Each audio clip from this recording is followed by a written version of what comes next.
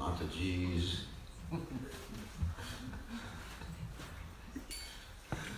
What else? Peter G's. Oh, Baby G's.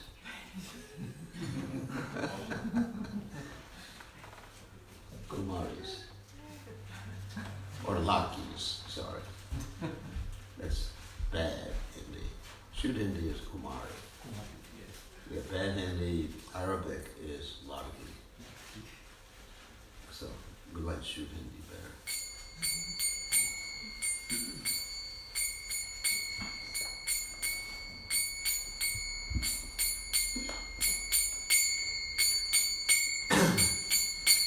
Jaya Radha Madhura Kunyavi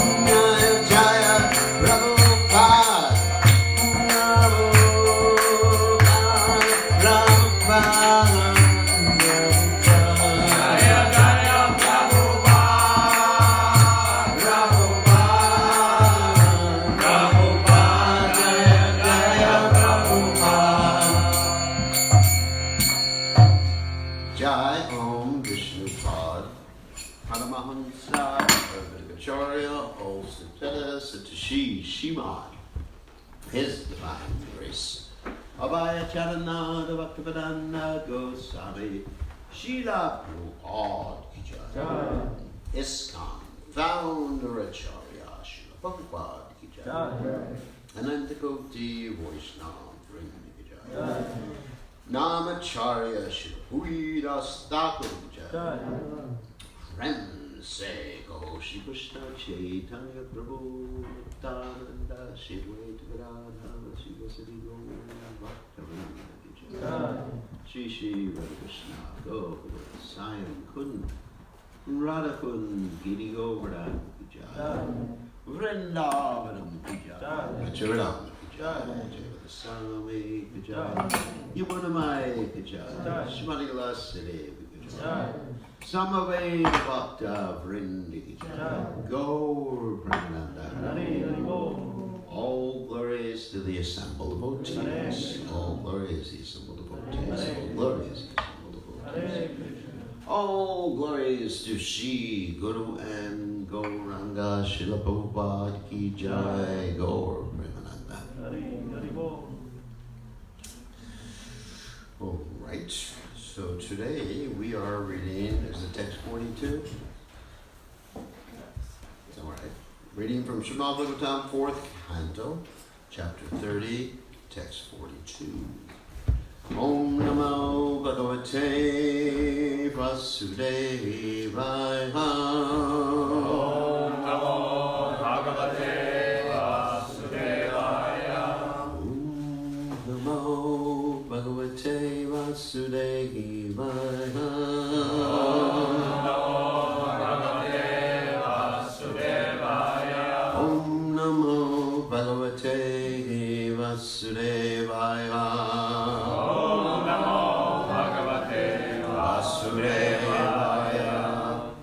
Namaha Samaya Sudhaya Purushaya Paraya Cha Vasudevaya Satvaya Tubhyam Bhagavate Namaha Namasamaya Shuddhaya Purushaya Paraya Cha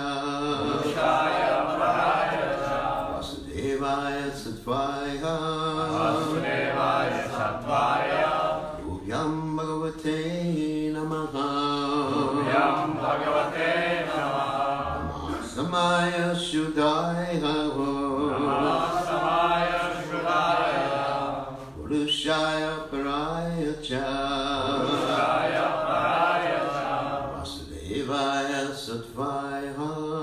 Vasudevaya Satvaya Tubhyam Bhagavate Namaha Namasamaya Shuddhaya Purushaya Paraya Cha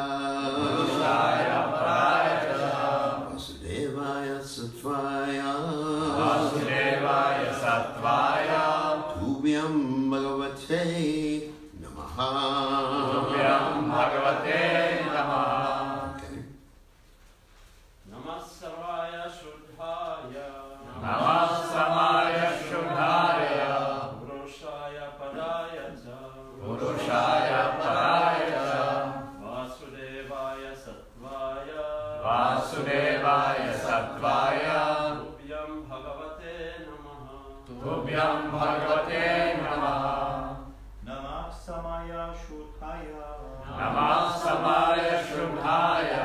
Purushaya Paraya Cha. Purushaya Paraya Cha. Vasudevaya Sattvaya. Vasudevaya Sattvaya. Tubhyam Bhagavate Namaha. Tubhyam Bhagavate Namaha. Namasamaya Shuddhaya. Namasamaya Shuddhaya. Purushaya Paraya Cha. Purushaya Paraya Cha. Vasudevaya Sattvaya. Vasudevaya Sattvaya.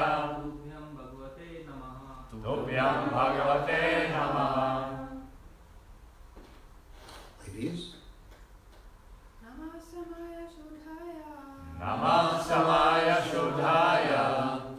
Purushaya Paraya Cha. Purushaya Paraya Cha. Vasudevaya Sattvaya. Vasudevaya Sattvaya. Tubhyam Bhagavate Namaha. Tubhyam Bhagavate Namaha. Namasamaya Shuddhaya. Namasamaya Shuddhaya. Purushaya Paraya Cha. Purushaya Paraya Cha. Vasudevaya Sattvaya. Vasudevaya Sattvaya. Tubhyam Bhagavate Tubhyam Bhagavate Namaha. Namaha. Ready?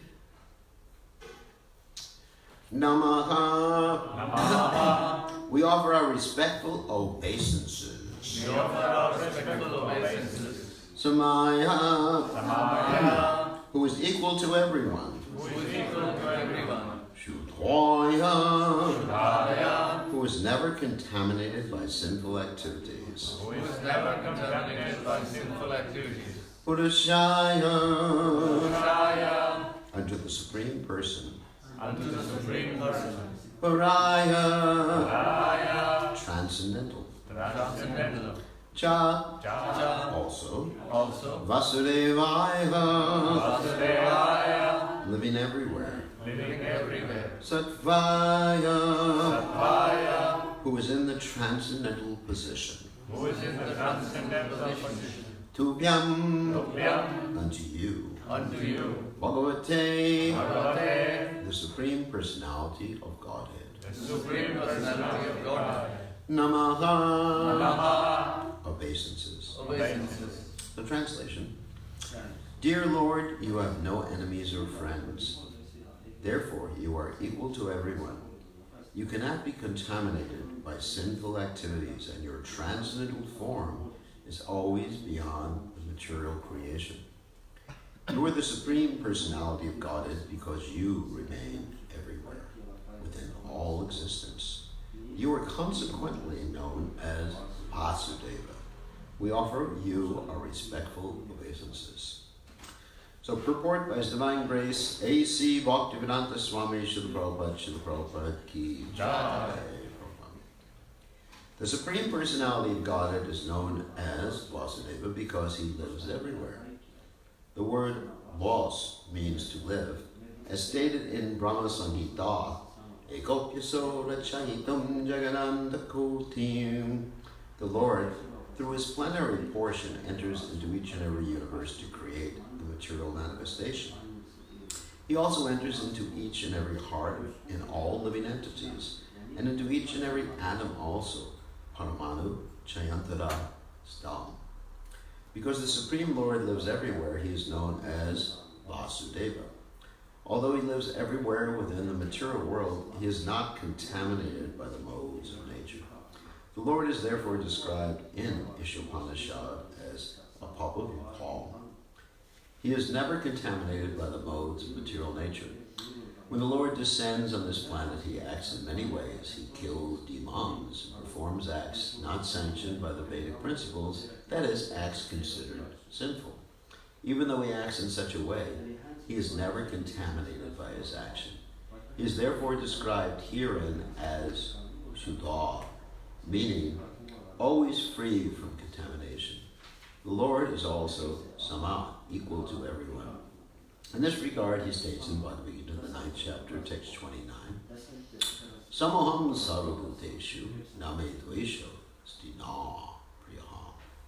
The Lord has no one as his friend or enemy, and he is equal to everyone. The word Satvaya indicates that the form of the Lord is not material. It is Satchit Ananda Vigraha. Ishvara Panama Krishna Satchit Ananda Vigraha. His body is different from our material bodies. One should not think that the Supreme Personality of Godhead has a material body like ours. Oh, right. Namasamaya Shuddhaya Purushaya Paraya Cha Vasudevaya Satvaya Tubhyam Bhagavate Namaha. So, Om Ganatsimrandasha Gananjana Shalaya Chakshur Unmilitam Yena Tasmai Shri Gurave Namaha. So Prabhupada says some things that are quite interesting here in the purport. One thing that really strikes me. He kills demons and performs acts not sanctioned in the Vedic principles, that is, acts considered sinful. Of course, let me comment on that a little bit, because apparently it sounds like Krishna does things that are sinful. Of course, apart from the fact that whatever he does is pure, still seems to violate Krishna's statement in the Gita, yad yad acharati shreshtas tatat evetarojanaha. What is this? As a great personality acts, all the world actually emulates that or copies that. Just like acharya. There's two things, achar and prachar. So achar basically means activities. Prachar means speech, what you say. So an acharya is supposed to be good in both things. Speak nicely and act nicely. So Krishna is supposed to be an acharya. So let's take one of the many things that might be considered sinful that Krishna did. I said considered sinful. I didn't say sinful. Of course, the most controversial thing that Krishna does, can anyone think what's the most controversial thing? Yeah, dancing with other people's wives. That's pretty controversial. Isn't it? And not, well, even during the day it would be controversial. I don't care, day, night, dawn, whatever, it's all controversial. And so I would say that's perhaps the most. There's other controversial things I'll mention in a few minutes. Even Lord Ram did one thing that was a little controversial, several things. Okay, so Krishna's dancing with other people's wives. What kind of example is that? Well, if you look at this pastime from an esoteric standpoint, first of all those people who thought that Krishna was there, that the gopis were their wives, they were admired because everyone belongs to Krishna. You know, Ishavasam Idam Sarvam, Yatkin Cha Jagatam Jaya, Tena Chittena Ujara, Margradha Krishna. So for example, if you're thinking that someone is your wife, you're a rascal.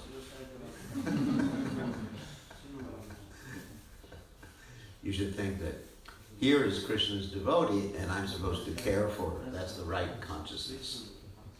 However, there's another way to explain this. Once upon a time, many thousands of years ago, when Krishna was playing with the calves and the cowherd boys, Lord Brahma decided to see how powerful Krishna was. Okay.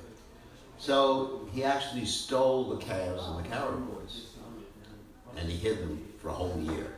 Actually, it was just a moment of his time, because a moment of Lord Brahma's time is like a year in this planet. So when he hid them, Krishna was thinking, what am I going to do? Because if all the elderly gopis see that their sons are not coming back, it's going to be terrible for them.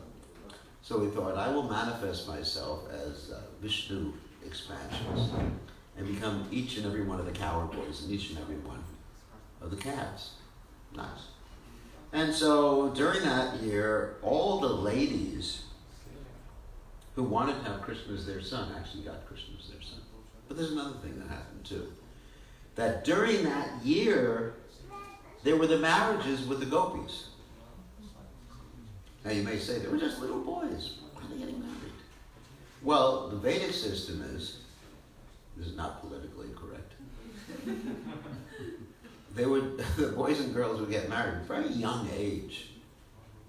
You know, very young, you know, just like, Prabhupada said it was like, almost like playing with dolls or something like that. Not that they would stay together, not that you would have a 5-year and 6-year-old boy and girl move into a house and play house. No. The whole idea is that they were married, and then the girl later on, and the boy, they were thinking, is that my husband? Is that my wife? Nowadays, of course, people are shopping. Shopping for boyfriends, girlfriends, husbands, wives. And anyway, different ways of shopping.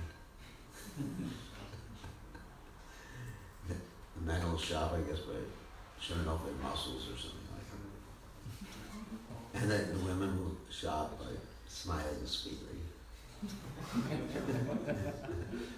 And waving their eyebrows.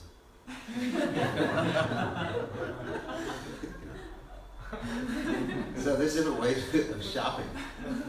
But this shopping business really disturbs everybody's mind. So you actually see the whole society everywhere now. India, wherever you go, it's all shopping business. Isn't it? I mean, it's pictures of men and women. And India especially. No one here is from, oh yeah. We got another guy from India out there too. India especially, you see all these Bollywood stars, they're treated better than the politicians. One time we went to one temple opening and there was one Bollywood actress there. And there was also the chief minister of the state. They ignored him. And the Bollywood actress had the whole Indian army protecting her. So that's a shopping business. So that's why there's early marriages. And later on, you know, when they're older, then they can stay with each other. But there's no disturbance in the mind. It's actually quite a peaceful. Of course, nowadays it's different in India. I was just speaking to one of my disciples in India, and I said, "Are you getting married soon?" And he said, "I don't want to marry anyone from India because the girls are trying to emulate the West." So he said, "Get me married to a Western girl." Because they're trying to imitate India. Anyway, sometimes it's like that, isn't it? Like the Western ladies, you know, they're like, he said, you know, now we want to have some like chastity, and the Indian ladies are like, oh, let's go for it, you know. So anyway, that's a problem. So anyway, so Krishna, he got married to the gopis because he was all those cowherd boys who married the gopis. So they were his wives to begin with, even from a legal standpoint. And then later on, when the gopis did get apparently married to other people, those other people couldn't even touch them or go near them. They were just like chaperones. You know, chaperones. And he was accompanying them in their relationship with Krishna. And actually they were functioning to help Krishna in his pastimes so he could spice up his pastimes. Just like in India, talking about India again, just like in India you have this thing called garam masala. I'll translate that for you. Garam masala. You know what that is? No? Where are you from? It means hot spices. Garam masala? You know what I'm talking about. Oh, garam. Garam masala. Oh, yeah. Masala spices, hot spices. So everybody knows when they come to a Hare Krishna temple or go to India, everything is spiced really interestingly. So much so that sometimes it burns a hole in your stomach. When I joined the Hare Krishna movement, like Prabhupada would always cook with a lot of chilies. When Prabhupada would make dal, and I learned in this way, that you smoke your chilies in the what's called chants of chama in India. You'd smoke your chilies, and then you dump them into the. You smoke them in. You wouldn't smoke them, but anyway, you'd smoke them in ghee. You understand? You burn them in ghee. Jai Shri Shri Gauratai. And then, when they were good and almost black, you dump them into the dal, and the pot of the top of the pot would just like hit the ceiling. You ever seen that happen? Just go boom, and all the devotees would run out of the temple because the acrid smell was just so bad they couldn't stay in the temple. And of course that means we were all getting purified. Krishna conscious purification is interesting. Every time someone yells at you, you're getting purified. Every time you get sick, you're getting purified. Whatever happens, you're getting purified. And your guru comes along and chastises you, that's purification. Your temple president chastises you, it's purification. It's nice. Everything is purification. So anyway, so hot spices. So Krishna likes to enjoy spicy relationships. These are called rasas. There are direct rasas. We all know about them. Like the Shantaras, Dasharas, Sakyaras, Vatsalyaras, and Madhuryaras. That means the ras of servitorship, ras of friendship, the ras of parental relationship. Oh, there's just a peaceful ras too, I missed that one. And then finally, you got the ras of conjugal love. So, those are 5, but they get spiced up by the 7 indirect rasas. You understand? And 7 indirect rasas are things like ghastliness, shock, humor, oh my God, chivalry. And it makes things interesting. Because Krishna likes to have an interesting life. Variety is the mother of enjoyment, as Srila Prabhupada said. So therefore, Krishna appears to dance with other people's wives, and then you have the other people acting as a so-called opponent, trying to keep their wives from dancing with Krishna. You have the Jatila and Kutila, the mother-in-law and the sister-in-law, trying to interfere with all these pastimes. And then Krishna has to do some amazing things to meet with Radha. Like sometimes Krishna has to dress up as a woman. We call that in the West drag. It's like sometimes there's these bars and they have these drag queens. You hear that? So Krishna dresses, he's the original. Krishna dresses up in drag, so he can meet with Radharani. It's amazing. Krishna sometimes has to dress up like a lady snake charmer. I mean, there's so many stories of Vishwanath Chakravarti Thakur tells. And this makes life interesting. And then sometimes Krishna does cruel things even to apparently cruel things to the gopis, like he left Vrindavan at a very young age. Some acharyas say 12, other acharyas say 16, but in any case it was a very young age. He left Vrindavan and the gopis were bereft of his association for so long. I mean, it's actually interesting. I was giving a lecture the other day comparing what Krishna did to the gopis to what Lord Chaitanya did to his wife and what Lord Ramchandra did to his wife. There's similarities there. Krishna left at a young age, and the gopis were bereft for like over 100 years, feeling the separation. And then Lord Ram, he did something even worse.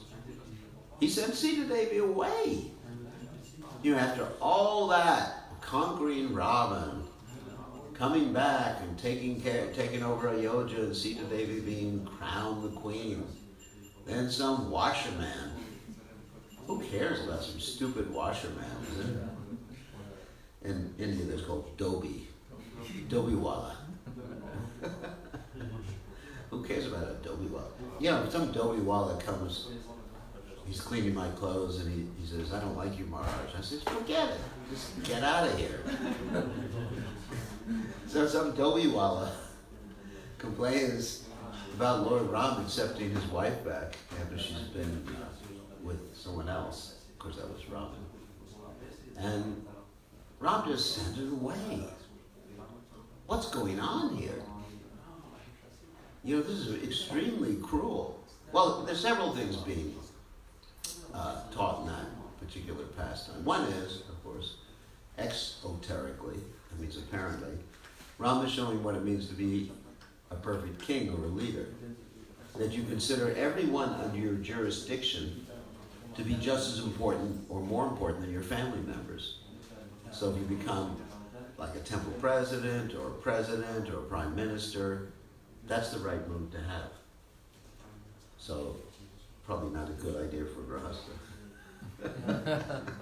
So tell Sridhar he can never take a position. His position is only dasa. Anyway, so that's one thing that's happening with Lord Rama's pastimes. Another thing that's happening is something more esoteric. That Ram and Sita, first of all, they're never separated. Secondly, they're experiencing this vipralamba, which is more intense than meeting. Because there's stages in the pastimes between Krishna and his devotees. There's Purva Rag, which is right before the meeting. Then there's the meeting. Then there's the anxiety about the separation. And finally, there's the separation. But this separation is the most intense emotion, most intense feeling. And Krishna likes to have some intense feelings in Radha. And by this feeling, they're connected. So, you can criticize them on one level, criticize Lord Ram on one level, but on another level, there's more connection when you're in separation like that. In the material world, it doesn't work like that. If you're separated from someone, you're separated. And even when you're together, you're separated because you're not the body. Even if you're holding someone's hand, oh my beloved, you're still separated. This is all virtual reality. It's a simulation. It's a computer simulation being run by Krishna. Right? Just like you go on the computer, years ago, they had this computer city called Second Life. I don't know if anyone's heard of it. So I wanted to explore it to see if I could have a better life on the computer. So I took on an avatar there. Avatar means descent. Avatar. So I took on an avatar, entered the Second Life, and said, is there a Hare Krishna temple here? And there was, in this virtual world. So I went into the Hare Krishna temple, and lo and behold, I ran into one of my disciples there. But he didn't look the same. It was, some of you have met him. The disciple, his name is Gopal. He's very short. You know. So, but there he was tall, dark, and handsome. I said, is that you? Yes, Guru Maharaj, please accept my obeisances. Then we walked into the temple together, offered our obeisances. And then someone was selling dhotis outside. It's a virtual world. Would you like to buy a dhoti? No, I have no money. And then there was also a Gaudiya Math temple there too.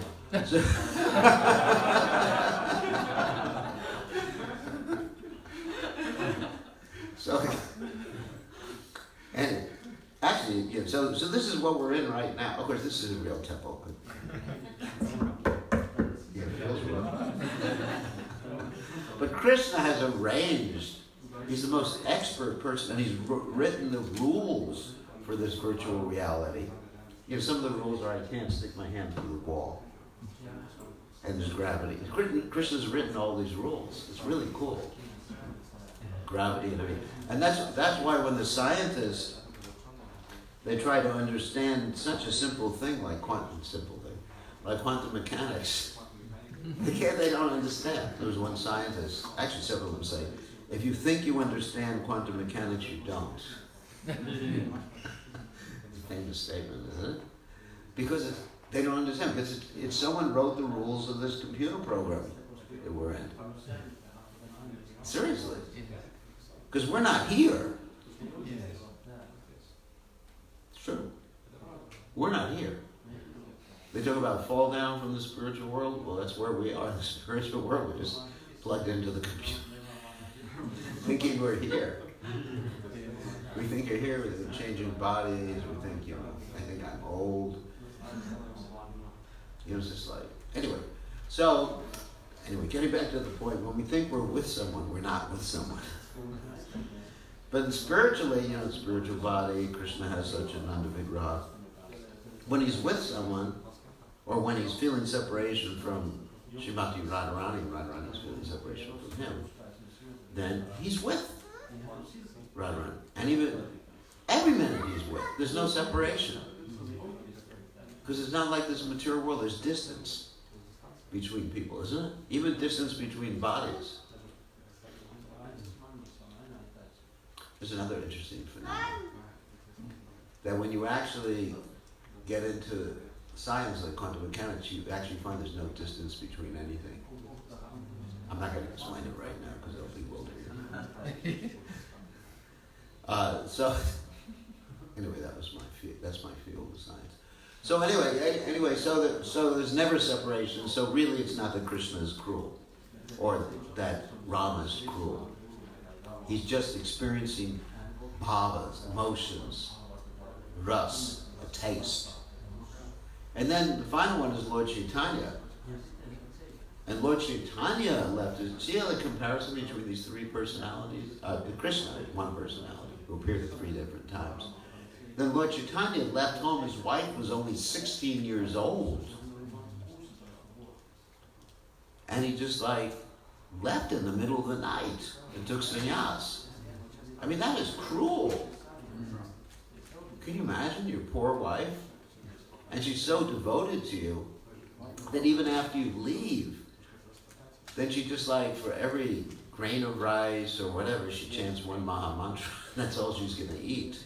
Some people say 1 round for every grain of rice. I don't think it was that. I think it was 1 Maha Mantra for each grain of rice.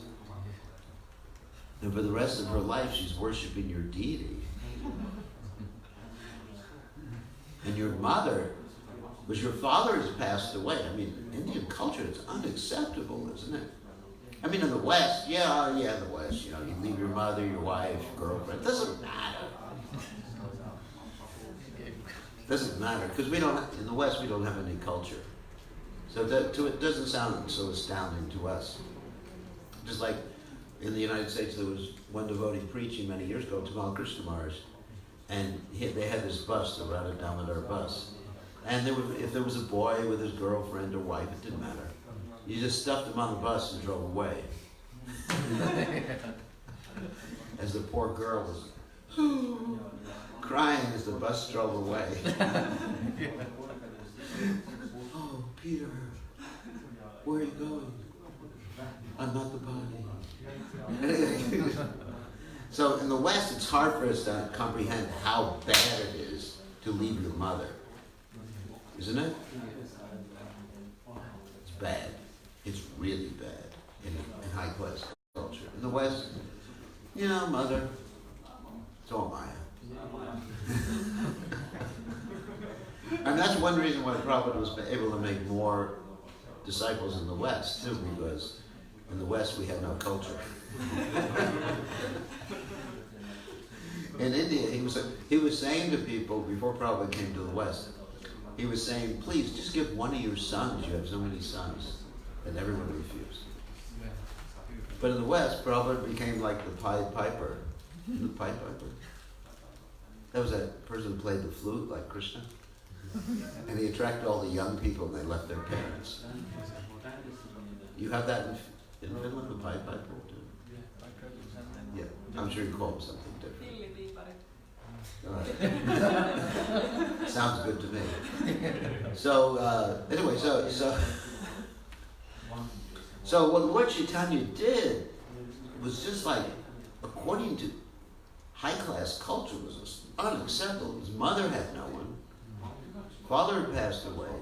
His wife had no one. I mean, in ISKCON now, if someone wants to take sannyas, they have to make sure they're at least like 95 years old. The wife is... Nowadays, in the old days it was different.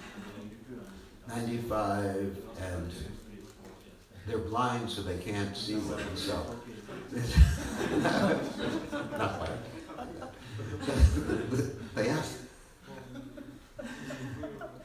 So, but in the old days, I mean, nowadays in ISKCON, seriously, one has to make sure their wife is taken care of, their family is taken care of financially and everything else before they can think of applying for sannyas. And they have to be quite old. And the children have to be grown up. So what Lord Chaitanya did is unacceptable.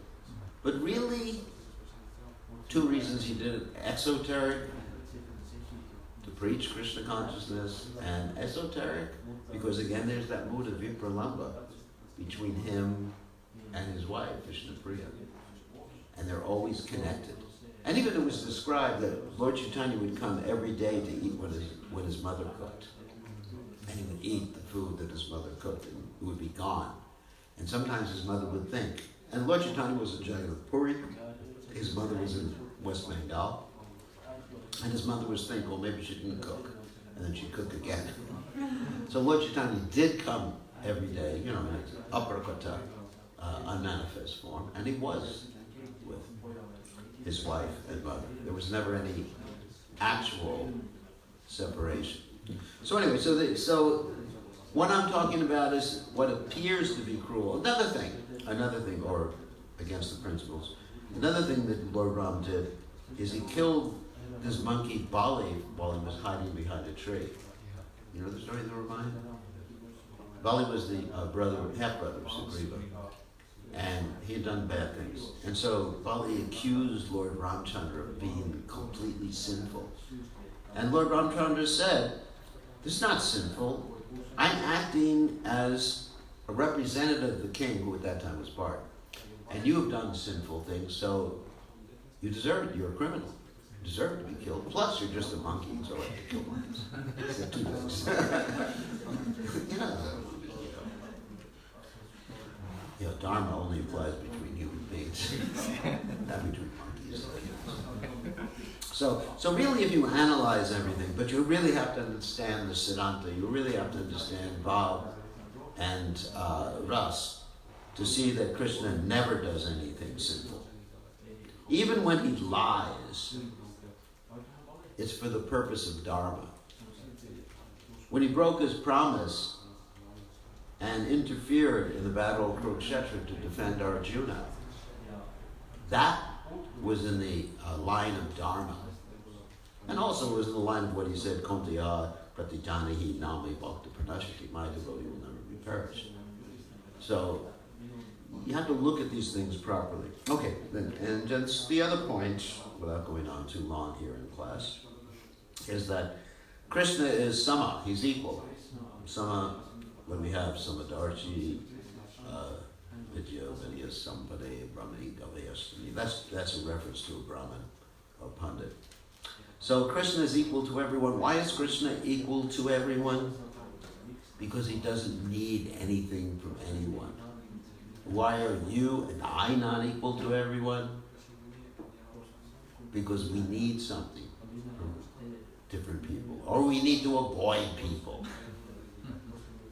Like you find, I'll give you an example. This is a funny example. Once upon a time I was in Mayapur, and all of a sudden I heard the trumpets, the elephants coming out and everything like that. And I thought, wow, must be something fantastic happening. So what was happening was the arrival of Ambarish Prabhu, who has money. You know, I think, wow, why don't they receive me like this? I'm a sannyasi, you know, Hare Krishna, I'm a sannyasi, you know, GBC, everything like that. What about me? You don't have money.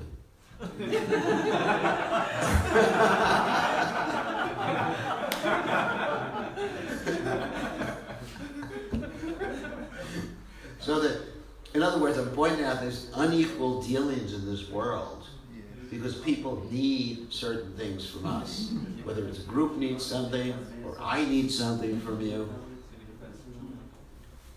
You know, just like, I mean, for example, I'm staying with Sri Govinda and Nandarani right now, so if I need something, he said, can I have some vegetables? So, I'm not equal, because without them I'd starve to death. And other people, they probably say it here, Hare Krishna, good to know you. Anyway, so I deal with different people differently according to my needs. The interesting thing about Krishna, he doesn't need anything or anyone. He's Swarat. That's described at the beginning of the Bhagavatam. What does that mean? He's independent. He's on his own. Swarat. And then he's Apta Kama. Apta Kama means he gets whatever he wants whenever he wants it. Because Parasya Shaktir Vividaya Shruyate Swabhavaki Jnana Balakriyacha. All these energies of his, they're all his servants. So all Krishna has to do is just want something that happens. He doesn't even have to ask anybody. That's pretty cool. Well, I'd like to be like that, you know. Just okay, I would like a Tesla. It's a car, in case you know what that is.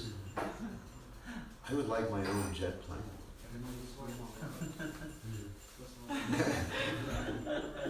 I would like to be young again. Of course, if you want to be young too much, you'll just take another body. Anyway, there's a problem with that desire. Anyway. So it's not like that. I have to do so many things. If I want to fly somewhere, I have to buy a ticket, to pay the money, right? So many things. Krishna doesn't have to do anything. He's not dependent on anyone. Lakshmi Sahasra Sata Sambrahma Sevimanam Govindamani Purachamatahamaham Pajami. He has so many Lakshmis. Doesn't need anything. I mean, for example, let's take the story of Narayan Rishis. They were meditating, and Indra thought, well, I'll see if Krishna wants Narayan. If he wants some beautiful young girl, this way will. So what he did is he came down with all the dancing girls, the Apsaras, and the heavenly planets, and also Cupid in springtime came down. Narayan Rishi, they're actually an incarnation of Krishna and Arjuna. So he came down, and Narayan just basically yawned, and said to Indra, hey, and he created his own beautiful girls right from his spiritual potency, and he said to Indra, take one back with you. And that was the story of Urvasi. That's how Urvasi, did you know that? That's how Urvasi became one of the Apsaras. She was manifested directly from Narayan. Pretty good. So that shows that Krishna doesn't need anything, he's just like Narayan.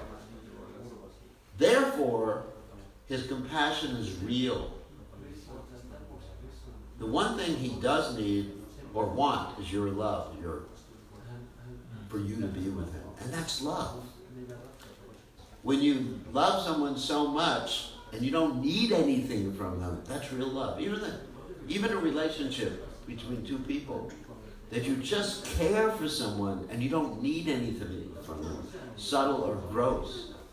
You don't need the money for them. Just like if you're a very rich man, you'll find so many girls want to marry you, even if you're 80 years old. Isn't that true? Just like there was one beautiful girl. She was married to a president of the United States, Jacqueline Kennedy. Some of you may know this story.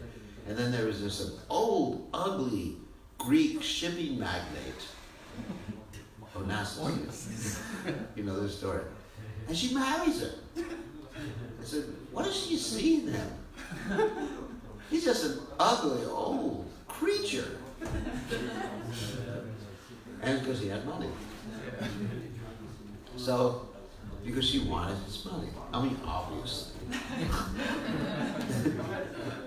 It doesn't take any intelligence to figure that one out. But real love is when you don't want anything from someone, you just want to help them, you want to serve them, you want to please them. And that's called the Haitaki Pratiyataya. So a pure devotee is like that with Krishna. I don't want anything. Nadanam najanam nasundarim kavitam va jagadisha kavya mama janmani janmanishvare bhavatad bhakti oitaki toya. Anyway, so see, this is why Krishna is independent. I mean, there's many other things we can talk about in this regard, but I think it's time to end. So, questions? Yes, Purna. Maharaj, I would like to ask you about, regarding this statement, dear Lord, you have no enemies or friends. Yes. Samaya. Bhaktivinoda Thakur in Java Dharma, he describes two aspects of Krishna, Atmaramata, as self-sufficient, without any needs, and Pararamata, as a person who expends his energy in order to produce the pleasure, the rasa. Yes. So, is it correct to understand that this statement, you have no enemies or friends, or you are equal to everyone, is related to this aspect of Krishna as Atmaramata? Yes, that's right. Yes, and actually, remember that Krishna is enjoying with his expansions. So even the other aspect, he's actually enjoying, we're his expansion. You know, Mami Vangsa Jiva Loke, Jiva Bhuta Sanatana. So, you know, we're chips off the old block, as they say. You know, of course, we're separated expansions. We're not Shakti, we're not different love, we're not Vishnu Tattva. But in one sense, Krishna is everything. In another sense, he's different. That's Tattva philosophy. So yes, Krishna expands as the jiva souls, as his Shaktis for his own enjoyment. So it's actually, Krishna still maintains his Atmarama position in that regard, because we are part and parcel of Krishna. Because there's nothing different than Krishna in one sense. In one sense, there's nothing different than Krishna. Because in his Pararamata feature, he has friends, he has Arjuna, his enemies, Kamsa, he kills them and treats them differently, not equally, but treats them according to their position. No, but that is equal, according to their reciprocation. He's giving them equal rights. He doesn't treat them all the same. There's a difference between treating people the same and treating them equally. It's just like here in Finland, everyone has equal rights. But if you decide to be a criminal, then you're put in jail. But you have equal opportunities. Let's say equal opportunities is even better than equal rights. That's brought out in the 7th canto of Srimad Bhagavatam. The same question is raised in the beginning by Parikshit Maharaj, the 7th canto. You know, why is Krishna unequal? And then a lot of the 7th canto is in explaining this, at least esoterically, how Krishna is equal to both demons and devotees. You know, when he kills the demons, they get liberated. But that's what they want.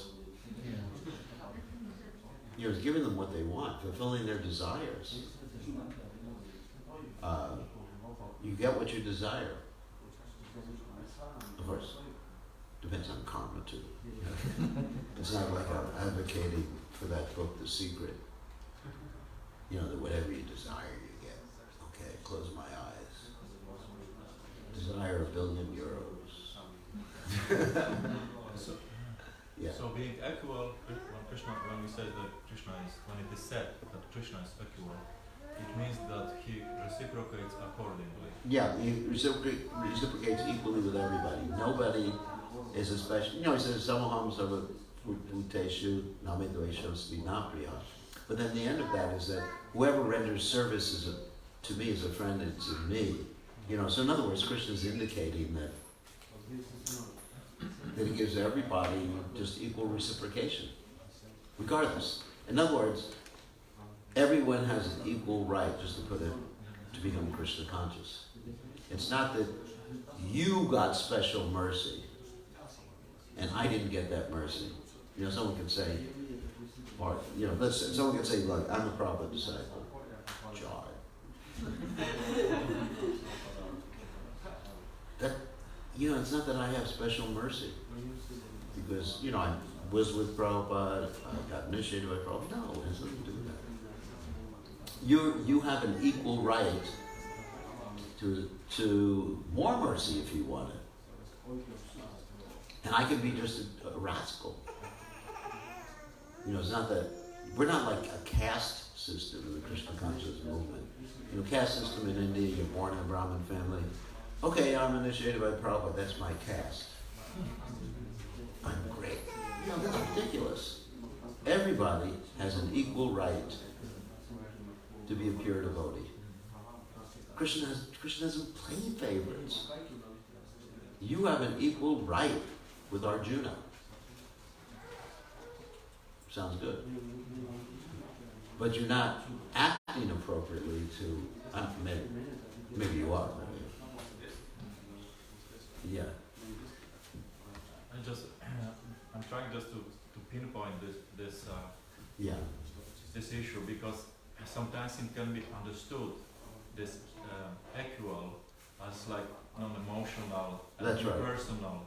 But when Arjuna is a friend Krishna with love, Krishna reciprocates with love, with emotion, right? While with demons... Shishupala. Anyway, he wasn't. With demons, I don't know, it's Krishna, so probably there is also emotion and love there, but of different kind. Well, Krishna's enjoying, chivalry with the demon. And like Parashuram, he had, ghastliness. What did Parashuram do, Create rivers and lakes of blood. Those lakes were actually in Kurukshetra originally. And so he enjoyed, to understand God is very difficult. Every single type of rasa we have in this world is expressed to the highest degree in Krishna and his relationships. Even ghastliness. You know what ghastliness means? Ghastliness, you know what that means? It means something so yuck. Ghastliness. Yeah. Imagine if there was blood running through the center of this room. Horror. And heads were floating in the river of blood. That's a description there sometimes of these pastimes. That's pretty ghastly. Like this morning, we took a japa walk through a cemetery. Sri Govinda was scared. Are they coming out of the graves? No. I said, no, they're not here anymore. Just a bunch of dead bodies. That's ghastliness. So that's a humor. Humor means rasa. And there's anger. Krishna enjoys anger. He even has his devotees come down so he can be angry with them, like, Jaya Vijay, Shishupal, Nantapakra, Ravana Kumbhakarna, Hiranyakashipu, etc. Hiranyaksha. Krishna's the enjoyer of rasa. He's Rasa Raj. Rasa Bihari. You know what Rasa Bihari means? It means the enjoyer of rasa. Rasa Bihari. Not Rasa Bihari. Rasa Bihari too. There's two words. Rasa Bihari or Rasa Bihari. Rasa means the rasa dance. Rasa means the relationship. So Krishna's the enjoyer. He enjoys it. It's hard to understand Krishna. He's kind of an interesting God. Even he can't understand himself. Right? As an Antashesh, but he's interesting. He's not, There's one thing you can't say about Krishna, he's never boring.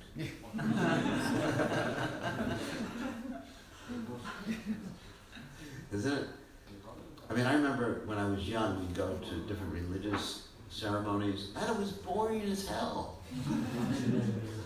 I'd have to sit there with the Bible, with a comic book in the Bible, so I didn't like go crazy. You know, everybody was chanting, whatever they were chanting, not Hare Krishna. And I was reading about Superman. Because it was boring. Was it? I mean, because you may not remember that. So, Krishna consciousness is anything but boring. So, and Krishna is not boring. He's just so wonderful, amazing, fantastic. So, any other questions? Questions or comments or arguments? I guess it's time for Prashad again. I was in class like that. All right. Anyway, thank you very much. I think tomorrow is a special day in the Vaishnava calendar. Isn't it the appearance of Gadadhar Pandit Goswami or something? Is it Bhakti Gadadhar tomorrow? And Gadadhar Pandit Goswami, I think, both things. So maybe we'll give class on it. And the day after that, I think it's the Gunditya Margin or something to do with Radha Yatra. Anyway, we'll see. I'll check my calendar. Yes. Am I right? Gunditya Margin. So we'll give class on those things because those are important days in the Vaishnava calendar that need to be celebrated. Anyway, thank you all for listening. You were all very jolly. They're reciprocating. This in Sweden, it's like everybody was sitting there and just, Hare Krishna. And you're laughing. Okay. All glories to His divine grace. Srila Prabhupada, Srila Prabhupada. His Holiness Krishna Goswami Maharaj ki. Jai.